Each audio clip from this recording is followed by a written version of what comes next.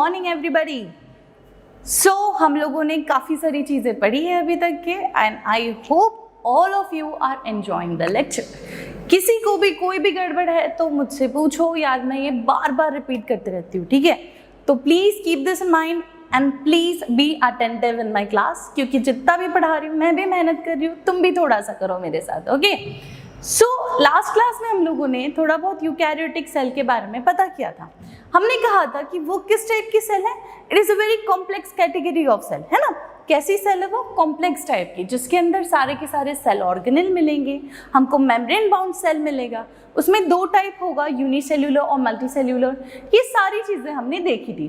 तो आज के लेक्चर में हम लोग उसके आगे की चीज़ें पढ़ेंगे कि अगर सेल ऑर्गेनेल है तो सेल ऑर्गेनेल कौन से हैं, क्या है, वो क्या फंक्शन परफॉर्म करते हैं ना। ये टॉपिक थोड़ा सा लेंदी जाएगा क्योंकि हमको each and every cell organelle के बारे में अच्छे से पढ़ना पड़ेगा, ठीक है? बट चल जाएगा, है ना, तुम लोग कर लोगे। सो यहाँ पे the biggest cell when you talk about is nothing but Acetabularia. Now your homework for this is what, कि एसिटाबुलेरिया क्या है, कैसा दिखता है, that you have to tell me. Nucleus contain chromatin made up of DNA and histone protein. Nucleus जो है हमारा, हम लोगों ने क्या पढ़ा था कि जब यूकैरियोटिक सेल की बात करते हैं तो यूकैरियोटिक सेल में जो हमारा न्यूक्लियस है वो बहुत ज़्यादा डेवलप्ड है। दैट मीन्स कि वो कॉम्प्लेक्स होगा, बराबर। और बिकॉज वो बहुत ज़्यादा कॉम्प्लेक्स होने वाला है, हम लोगों को क्या देखना है? हम लोगों को देखना है कि उसका कंपोजिशन क्या होगा। अब न्यूक्लियस है, न्यूक्लियर मेम्ब्रेन होगी उसके पास, उसके अंदर सर्टन चीज़ें होगी। तो अगर तुम ये डायग्राम देख पा रहे हो, I'll just move this side and you can see this diagram properly visible है। यहाँ पे हम लोगों को न्यूक्लियस दिख रहा है। ये जो ब्लैक डॉट डेंस कलर का स्ट्रक्चर दिख रहा है वो क्या है? न्यूक्लियोलस। यहाँ पे अगर कोई लिक्विडी कंटेंट होगा जो फ्री फ्लोटिंग होगा उसको हम क्या कहते हैं? Nucleoplast. Then the thread like material वो क्या है? क्रोमैटिन। फिर हमारे पास में न्यूक्लियर पोर है। पोर क्यों चाहिए? चीज़ें अंदर से बाहर जाने के लिए। तो अगर तुम इसमें बहुत प्रॉपर्ली देख पा रहे हो तो तुम देख सकते हो कि एक स्ट्रक्चर है और ये स्ट्रक्चर में उन्होंने अलग अलग चीज़ें उसकी बताई गई है, बराबर। तो सिमिलर केस जब अपन न्यूक्लियस की बात करते हैं तो न्यूक्लियस में क्या क्या होगा? न्यूक्लियस में न्यूक्लियोलस होगा, न्यूक्लियोप्लास्ट होगा, न्यूक्लियर पोर होगा, क्रोमैटिन नेटवर्क होगा, बराबर। और ये सब का एक कंपोजिशन होता है। वो किस चीज़ से बने? अगर मैं बात करती हूँ कि क्रोमैटिन क्या होता है? क्रोमैटिन, तुमने क्रोमोसोम का नाम तो सुना होगा, बराबर, है ना?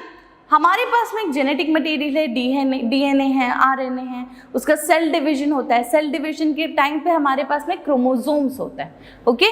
तो एक ह्यूमन में कितने क्रोमोसोम्स है? 45 है कि 43 है? 43 है, बराबर। है कि नहीं है? 43 है कि क्या है?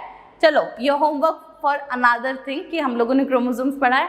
Tell me the number of chromosome, ठीक है? So, nucleus contain chromatin made up of what? Made up of DNA and histone protein. Histone protein is one of the very important protein जो हमारे न्यूक्लियस के अंदर present रहेगा, जो हमको कहाँ मिलेगा? तो where the chromatin network is present. तो chromatin network में क्या है, या फिर इन जनरल वो थ्रेड लाइक मटेरियल में क्या है? उसमें हमारा जेनेटिक मटेरियल है जिसको हम DNA कहते हैं, और उसके अलावा उसमें प्रोटीन है, हिस्टोन प्रोटीन, ठीक है? उसके बाद nucleolus is present inside the nucleus. Of course we have seen the dense black colour का dot is nothing but the nucleolus, बराबर है। तो न्यूक्लियोलस क्या होगा? ये जब हम लोग न्यूक्लियस के बारे में पढ़ेंगे एक एक करके, तब मैं तुमको अच्छे से बताऊंगी। तो इतना समझ में आ गया? अब समझते हैं कि अगर अपन प्रोकैरियोट और यूकैरियोट की बात करते हैं तो उनका डिफरेंस क्या हो सकता है। What is the difference between two cell? एक चीज तो तुमको बहुत अच्छे से पता है कि ये वाला प्रोकैरियोट जो है वो प्रिमिटिव कैटेगरी ऑफ सेल है, and when you talk about eukaryote कैसा है? It's a complex category of cell, बराबर। ये हमको बहुत डिटेल में पता है कि primitive category is nothing but the prokaryote, eukaryote is what? Complex one. ये एक चीज। उसके बाद अगर प्रोकैरियोट की बात करें तो हम लोगों ने सबसे पहला जो कैरेक्टरिस्टिक्स या डिफरेंशिएशन लेना है वो क्या होना चाहिए? It should be the size. Now size is very important. Take anything, है ना? अगर जैसे मैं हूं या फिर और दूसरी कोई पतली लड़की है तो तुम क्या कहोगे? अरे वो देखो वो पतली खड़ी है, ये मोटू खड़ी है, बराबर है। बोलोगे कि नहीं बोलोगे? ना, this is a very common sense, है ना? बहुत ही कॉमन होता है, हमारी ह्यूमन की mentality is very common. So first of all when you look at somebody बाहर से, either way you differentiate them on colour basis, है ना। अगर तुम दूर से किसी इंसान को देखते हो, समझ लो कोई दो इंसान चल रहा है, तो एक तो तुम उनको कलर के बेसिस पे डिफरेंशिएट करोगे, दूसरा तुम उनको कहोगे कि उनके सर्टन कैरेक्टर है, जैसे एक लंबी है दूसरा मोटी है, या फिर एक के बाल लंबे है दूसरे के बाल छोटे हैं, ऐसा कुछ तो तुम बोलोगे। So basically we are talking about size of certain stuff जो में प्रेजेंट है, बराबर। तो अभी जब अपन प्रोकैरियोट यूकैरियोट की बात कर रहे हैं तो पहला कैरेक्टर जो हमारा है वो क्या है, साइज है, बराबर। तो size of the cell is generally how, generally small. Cell की साइज कैसी है, छोटी है। How is the size of the cell, छोटी। किसकी, प्रोकैरियोट की। Why, you can tell me, क्यों होगा, बता सकते हो? Yes, correct, of course. Prokaryote की साइज इसलिए छोटी क्योंकि मैम वो लेस कॉम्प्लेक्स है, and because the complexity is less, the content inside the cell is also less, है ना, कि सेल की जो कॉम्प्लेक्सिटी है वो कम है ना। प्रोकैरियोट है उसमें सिर्फ न्यूक्लियस मिलेगा और हम लोगों को एक लिक्विड जेली लाइक कंटेंट मिलेगा, उसमें सेल ऑर्गेनेल नहीं होंगे, उसमें mitochondria, endoplasmic reticulum, Golgi bodies, nucleus, ये सब कुछ नहीं प्रेजेंट है। तो अगर ये सब कुछ नहीं प्रेजेंट है तो जगह बच जा रही है, तो इसी वजह से प्रोकैरियोट का साइज कैसा है, छोटा होगा। Whereas when you talk about eukaryote का साइज कैसा है, it's generally large. Why? Because it is complex category, उसमें सेल ऑर्गेनल होगा, उसको डिफरेंट फंक्शंस परफॉर्म करना है। ओके, समझा? Then we talk about nucleus. We all know prokaryotic में nucleus absent होता है. There is no true nucleus present. Of course there is genetic material. पर वो genetic material nucleus के अंदर होगा? नहीं, वो genetic material nucleus के अंदर नहीं है. Then we have nucleus present in eukaryote. अभी हमने डिस्कस किया था कि nucleus eukaryote में उसके पास nucleolus है, chromatin network है, and so on. It contains single chromosome which is circular in shape. So when you talk about genetic material as well, prokaryote में जेनेटिक मटेरियल बहुत ज़्यादा नहीं होगा, एक सिंगल क्रोमोसोम होता है, एक सिंगल जो एक सर्कुलर फॉर्म में होगा। Whereas when you talk about eukaryotic cell, it contains more than one chromosome, of course, and that is your homework. कितने क्रोमोसोम पेयर या कितने क्रोमोसोम एक ह्यूमन बॉडी में होंगे, okay. Then we have membrane bound cell organelles जो prokaryote में absent है और यूकैरियोट में present है। पहले भी बोला था that there is a huge difference between membrane bound cell organelles। उसके पहले एक कंसेप्ट मैं तुम लोगों को क्लियर करवा देती हूँ कि जब अपन बात करते हैं about membrane and cell wall, there is difference। समझ में आ रहा है? मेम्ब्रेन क्या होता है? आज अगर हम लोग इतने बड़े हो गए हैं, कई बार हम लोगों को एक डाउट होता है कि मेम्ब्रेन क्या होता है, क्लियर नहीं होता हमारे पास मेम्ब्रेन का जो भी डेफिनेशन होगा, okay. So I will just tell you ऐसे सीधा सीधा, सेल वॉल क्या है? इट्स अ प्रोटेक्टिव लेयर ना, सीधा खत्म, प्रोटेक्टिव लेयर जो रिजिडिटी प्रोवाइड करेगी, बात खत्म। पर जब अपन बात करते हैं अबाउट मेम्ब्रेन, तो मेम्ब्रेन में क्या होना चाहिए? Membrane is basically a layer at the outer side of every cell organelle, every cell of eukaryotic, okay, and ये membrane तीन तरीके की हो सकती है, एक तो permeable होगी, एक semi permeable होगी और एक non permeable होगी। तीन तरीके की membrane होती है। तो अगर मैं बात करती हूँ that what exactly is the membrane, तो you have to say it is a layer। क्या है वो? एक layer है, और वो layer ऐसी है जिससे चीजें पास हो सके। तो ऐसी लेयर जिसमें से चीजें पास हो सके वो एक परमिएबिलिटी दिखा सकती है, उसको हम लोग मेम्ब्रेन कहते हैं, जो फ्लेक्सिबिलिटी दिखा सकती है, ठीक है। और जब अपन सेल वॉल कहते हैं तो cell wall is just a protective layer. तो मेम्ब्रेन में भी तीन तरीके के होते हैं, मैंने क्या कहा? तीन तरीके के हो गए, एक तो सेमी परमिएबल, एक फुल परमिएबल मेम्ब्रेन और एक नॉन परमिएबल मेम्ब्रेन। अरे नॉन परमिएबल मेम्ब्रेन का इसका ये मतलब है कि वो सेल वॉल हो गई मैम, वो तो कुछ पास होने देती नहीं है। नो, सेल उसमें पोर्स होते हैं बट उसकी एक बैरियर होता है, उसका एक क्या कहते हैं, दिमाग होता है जिसमें वो कहती है कि मैं इतनी ही चीज़ें पास करने दे सकती हूँ, इससे ज़्यादा मैं नहीं करने दूंगी। तो ये हो गई हमारी नॉन परमिएबल। जब हम परमिएबल मेम्ब्रेन की बात करते हैं तो वो सारी चीज़ें पास होने देती है। सो अगर समझ लो वहाँ पे डिफ्यूजन हो रहा है या वहाँ पे ऑस्मोसिस हो रहा है, तो चीज़ें पास होने के लिए हमको पोर्स लगेंगे, और ये पोर्स कहाँ पे होंगे? सेल मेम्ब्रेन में, बराबर। उसके बाद में हमारे पास में सेमी परमिएबल है, जिसमें वो आधी चीजें आने देगी, आधी नहीं आने देगी, क्योंकि सारी की सारी चीजें आने देगी तो कचरा हो जाएगा ना, है ना।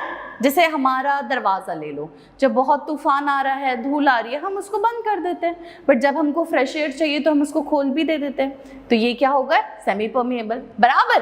तो अब तुमको मेम्ब्रेन समझ में आ गया। उसी तरीके से हमारे जो सेल ऑर्गेनल्स होंगे प्रोकैरियोट में, वो मेम्ब्रेन बाउंड नहीं होती। दैट मीन्स उसके आसपास एक प्रोटेक्टिव लेयर नहीं होगी। मेम्ब्रेन कैसी होती है? जैसे हम लोग एक पॉलीथिन ले लिए, ठीक है, एक ट्रांसपेरेंट पॉलीथिन ले लो, उसमें पानी डाल दो और वो बंद कर दो, तो कैसा है? एक पाउच लाइक स्ट्रक्चर हो गया ना, जिसके अंदर चीजें स्टोर्ड है। उसमें गड्ढा कर दो तो वो पानी कैसे निकलेगा? बाहर। पर वो अगर होल तुम बंद कर देते हो तो पानी अंदर ही रहेगा। बस सेम चीज हमारे मेम्ब्रेन बाउंड में रहता है कि अगर प्रोकैरियोट की बात करते हैं तो मेम्ब्रेन बाउंड सेल ऑर्गेनल्स होंगे नहीं, membrane bound cell organelles prokaryote में नहीं होंगे। Whereas when you talk about eukaryote, तो सेल ऑर्गेनल्स में membrane bound cell organelles present होंगे। In eukaryotic cell membrane bound cell organelles are present. Okay, इतना समझ में आया? अब cell division takes place by fission and budding. क्या है? Cell division in this particular prokaryote takes up by fission and budding. Prokaryotes का हम लोगों ने किंगडम सिस्टम में पढ़ लिया था। कौन आता था? मोनेरा आते थे एंड सो ऑन। तो फिजन और बडिंग क्या है? These are the basically a fertilization method, a sexual fertilization method, जहाँ पे एक बड डेवलप होगा या फ्यूजन होगा। ओके, तो ये सारी चीजें कहाँ पे होगी? प्रोकैरियोट। वैसे यूकैरियोट में एक प्रॉपर सेल डिवीजन होगा, है ना। हम लोगों ने देखा है कि कैसे डॉटर सेल्स बनते हैं सो ऑन, जिसमें न्यूक्लियस डिवाइड होता है। तो उसमें हमारा माइटोसिस और मियोसिस बहुत अच्छी तरीके से होगा। समझा आप लोगों को? इतना बहुत अच्छे से क्लियर करके दिया है मैंने यूकैरियोटिक और प्रोकैरियोटिक का डिफरेंस। किसी को भी अभी भी कोई भी दिक्कत है और कोई चीज़ एकदम दिमाग के बाहर जा रही है तो please let me know. Okay, पक्का से मुझे बता, ठीक है। अब बात करते हैं about cell wall. Cell wall is our first cell organelle. कौन है? हमारा पहला सेल ऑर्गेनल है, जिसके बारे में जस्ट थोड़ी देर पहले मैंने बहुत अच्छे से बताया कि जब अपन सेल वॉल की बात करते हैं, वो plant cell, there is a rigid cell wall, बराबर। रिजिडिटी माने क्या? एक स्टिफनेस। जैसे मैंने कहा कि सेल वॉल एक प्रोटेक्टिव लेयर है ना। तो उसी तरीके से अगर तुम कभी प्लांट की पत्तियां लेते हो और वो पत्तियों को तोड़ते हो तो एक टक से आवाज आ जाती है, बराबर। और वो लीव्स ब्रेक्स इनटू हाफ, वो पत्ती कैसे आधे में टूट जाती है, बराबर। वहीं पे अगर मैं मेरी स्किन को फोल्ड करती हूँ तो क्या मेरी स्किन टूट जा रही है? नहीं।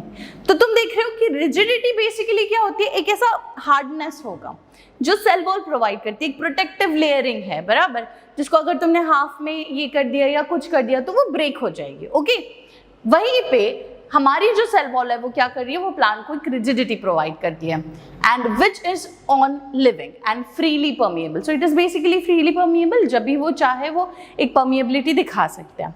Then it is made up of cellulose and chitin. Now what is cellulose and chitin? You all know, it is nothing but a form of sugar. Sugar का एक फॉर्म है, कौन है? सेल्यूलोज और chitin.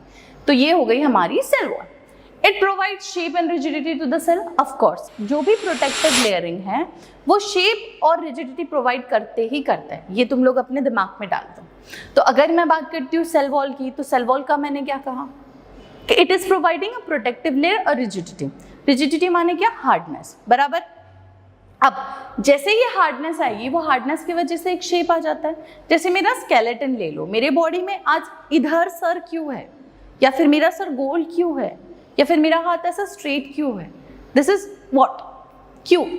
It's because I have a skeleton inside me which is my protective thing. Okay, और ये protective होने की वजह से it is what? Very hard, tough material, and because it is tough तो यू कैन सी कि मेरा stiffness हो जाता है ना। मेरा हाथ जो है वो सीधा है, ऐसा है, फ्लेक्सिबिलिटी है ऑफकोर्स, पर यहाँ से फ्लेक्सिबिलिटी दिख रही है, यहाँ से मैं हाथ को मोड़ पा रही हूँ? नहीं। तो यू आर गेटिंग कि whenever we talk about cell wall is what? It is a tough layer. Okay, it's a protective layer and it provides what? Rigidity. Cell wall of the bacteria is made up of peptidoglycan. Peptidoglycan is what? Peptide and glycogen. Okay, so don't worry, ज़्यादा tension नहीं लेने का, हो जाता है सब ठीक। Cell wall समझा? ज़्यादा कुछ नहीं है पढ़ने के लिए। जब हम लोग एक्चुअली सेल शुरू करेंगे तो बहुत अच्छे से हमारा क्लियर अप हो जाएगा। Okay, then we are talking about cell membrane. It is also known as plasma membrane, which form the outer covering of animal. Okay, cell wall clear हो गया। सेल मेम्ब्रेन थोड़ी देर पहले डिस्कस किया था और बहुत डिटेल में डिस्कस किया था, बराबर। Membrane shows a permeability. There are 3 type of membranes: semi-permeable, fully permeable and non-permeable. So membrane is nothing but what? Outer covering of animal cell. It's basically जैसे मैंने कहा पॉलीथिन में पानी डाल दो और वो पॉलीथिन को बंद कर दो, तो हमको एक ऐसी पतली सी ट्रांसपेरेंसी लेयर दिख जाती है ना पॉलीथिन की। बस हमारे सेल में भी सेल मेम्ब्रेन उसी तरीके से दिखती है। In plant cell it is found within the cell wall. Plant cell में of course there is a cell wall and then there is cell membrane जो सेल वॉल के नीचे साइड में रहेगी। But when you talk about animal में there is no cell wall, बराबर। हमारे ऊपर सेल वॉल नहीं है, तो हमारे पास क्या है? सेल मेम्ब्रेन है। और सेल मेम्ब्रेन कैसी होती है? इट इज थिन होती है, पतली होती है। We are not talking about thick, we are talking about thin. Thick की बात नहीं कर रहे। थिकनेस मतलब मोटा, थिन मतलब पतला एकदम। ओके, सो पतला लेयर, इलास्टिक लेयर। जैसे अब मैंने क्या कहा कि अगर मैं मेरे स्किन को ऐसे पिंच करती हूँ और छोड़ देती हूँ तो वापस वो अपने शेप ले लिया, तो मतलब क्या है? वो इलास्टिक है, उसमें इलास्टिसिटी है कि अगर मैं ऐसा कर रही हूँ तो वो ब्रेक हो रहा है क्या, टूट रहा है क्या? नहीं, बराबर वैसा कुछ नहीं हो रहा है। बट छोड़ दे रही हूँ तो एकदम सीधा हो रहा है। So this is what? Elasticity. Similarly cell में हमारे इलास्टिक सेल मेम्ब्रेन होती है, लिविंग होगी वो, उसको लिविंग क्यों कहा है बताती हूँ मैं। डबल लेयर होगी, 2 लेयर होगी, क्योंकि वो पतली है तो उसको एक प्रोटेक्टिवनेस देना ही पड़ेगा सेल को। और फिर हमारे पास में वो क्या है? परमिएबल मेम्ब्रेन, बराबर। So in animal whenever you talk about it is what? It is basically thin, elastic, living, double layer permeable membrane. Repeat it again. Thin, पतला, elastic, living होगा, double layer होगा और permeable membrane होगा। अभी बात करते हैं कि सेल मेम्ब्रेन को living क्यों कहा है? Anybody? कोई तो, किसी को तो पता होगा ये चीज। I don't think कि कोई भी ऐसा होगा जिसको नहीं पता होगा। पता है ना? Anybody? Yes, you guys know it. So living उसको ये इसीलिए कहा है कि उसमें एक पर्टिकुलर सेल मेम्ब्रेन में, एक पर्टिकुलर ऑर्गेनेल में उसके पास एक छोटा सा, बहुत ही थोड़ा सा जेनेटिक मटेरियल होगा, ठीक है। एंड बिकॉज उनके पास ऐसा कोई कंटेंट होगा उनके अंदर, या ऐसा कोई अगर मैं बात करती हूँ साइटोप्लाज्म, जेली लाइक सब्सटेंस, अगर उसमें ऐसी कोई चीज़ होगी और अगर उनके पास थोड़ा सा जेनेटिक मटेरियल है तो वो क्या हो जाता है? लिविंग हो जाता है, बराबर, ठीक है। Genetic material RNA DNA guys, okay, do not forget it, समझा। नेक्स्ट चीज, it is made up of phospholipid molecule. What is it made up of? It is made up of phospholipid molecule. So cell membrane is made up of phospholipid molecule. That means कि phosphate और lipid का उनके पास एक molecule होगा जो तुम लोग इस अगर इमेज में देख पाते हो तो फॉस्फोलिपिड बायलेयर हम उसको कहते हैं, जो 2, अगर तुम लोग properly, let me zoom it a little, तुम लोग ये देख सकते हो प्रॉपर्ली, यहाँ पे और यहाँ पे 2 लेयर्स है, बराबर। सो this is what? A bilayer. तो वो किससे बनी हुई है? वो फॉस्फेट और लिपिड से बनी हुई है। अभी जब मैं तुम लोगों को बाकी की चीज़ें पढ़ाने की शुरुआत करूँगी तो हम लोगों ने ये सारी चीज़ें बहुत डिटेल में देखनी है, ओके। थोड़ा सा तुम्हारे लिए वो कॉम्प्लेक्स जाएगा, लेकिन शांति से थोड़ा थोड़ा करके कंप्लीट कर लेंगे तो वो भी हो जाएगा। फंक्शन क्या होते हैं सेल मेम्ब्रेन के? वो रेगुलेट करता है movement of molecule inside and outside of the cell. It is that simple.